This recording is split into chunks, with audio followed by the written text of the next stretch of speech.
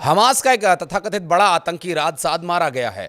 Israeli सुरक्षा बलों की तरफ से ये जानकारी दी गई है। रात साद के पीछे क्यों इतना हाथ धोकर पड़े थे बेंजामिन नेतन्याहू, बात करेंगे इसी मुद्दे पर।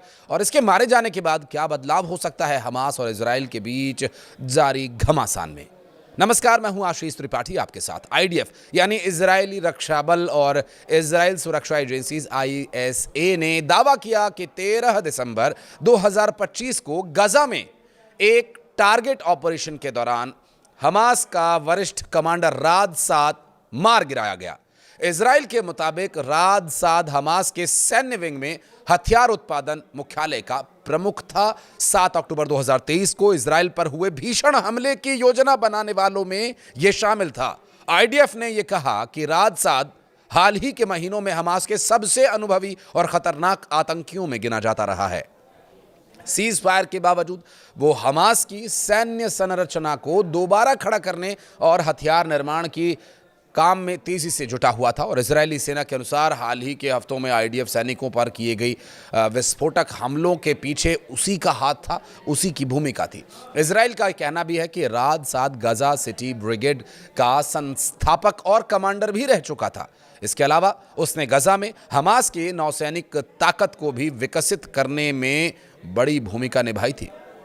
वो हमास के सैन्य विंग के डिप्टी चीफ मरवान इस्सा का करीबी सहयोगी माना जाता था। आईडीएफ के दावे के मुताबिक राद साद ने उस तथाकथित जेरिको वॉल योजना को तैयार करने में भी योगदान दिया था, जिसके तहत 7 अक्टूबर को इजराइल पर हमला किया गया। और इस हमले को इजराइल अपने इतिहास के सबसे घातक आतंकी हमलों में से एक मानता है। इजराइल ने आरोप यह लगाया कि संघर्ष विराम लागू होने के बावजूद राद साद हमास के लिए विस्फोटक और हथियार बनाता रहा। इन हथियारों का इस्तेमाल गजा में इजरायली सैनिकों पर हमलों के लिए किया गया, जिसमें कई जवानों के मारे जाने की खबर आई। आईडीएफ और ISA ने साफ किया है कि हमास के खिलाफ अभियान जारी रहेगा और संगठन की सैन्य क्षमताओं को पूरी तरह से खत्म करने के लिए आगे भी ऐसे ऑपरेशन किए जाएंगे। दरअसल पिछले कुछ महीनों में साद ने हमास की मिलिट्री विंग में एक बहुत ही महत्वपूर्ण भूमिका निभाई, जिसमें सीज फायर समझौते का उल्लंघन किया गया।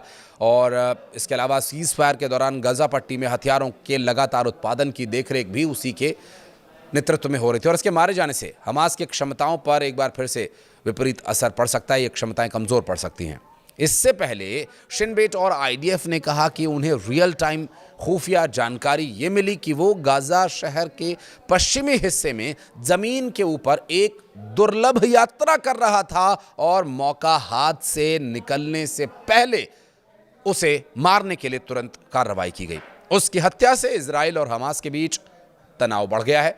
इस पर भी सवाल उठ रहे हैं कि क्या संघर्ष विराम बना रहेगा या हमास की ओर से कुछ जवाबी कार्रवाई की जाएगी। सवाल ये भी है कि क्या हमास अपने हथियार छोड़ेगा, जैसा कि फिलहाल तो अभी कुछ नहीं लग रहा है। युद्ध विराम की शर्तों में इसका जिक्र भी है। दूसरी ओर हमास ने सईद की मौत की पुष्टि भी अभी तक नहीं की है। संगठन का कहना है कि इजरायली ड्रोन ने गजा सिटी के पश्चिमी नबुलसी जंक्शन के पास एक सिविलियन गाड़ी को निशाना बनाया। गजा के स्वास्थ्य अधिकारियों के अनुसार इस हमले में 5 लोगों की मौत हुई, 25 लोग घायल। तो वहीं दूसरी ओर हमास ने सईद की मौत की पुष्टि नहीं की है। संगठन का कहना है कि इजरायली ड्रोन ने गजा सिटी के पश्चिम में नबुलसी जंक्शन के पास एक सिविलियन गाड़ी को निशाना बनाया था और इस हमले में 5 लोगों के मारे जाने और 25 लोगों के घायल होने की खबर सामने आई थी। गजा प्रशासन का कहना यह है कि हमला अक्टूबर 2025 में हुए सीज फायर का उल्लंघन है। अल जजीरा की एक रिपोर्ट सामने आई, जिसमें यह बताया गया कि युद्ध विराम के बाद से इजराइल ने गजा में लगभग 800 से ज़्यादा हमले किए हैं, जिनमें कम से कम 386 लोगों की मौत हुई है।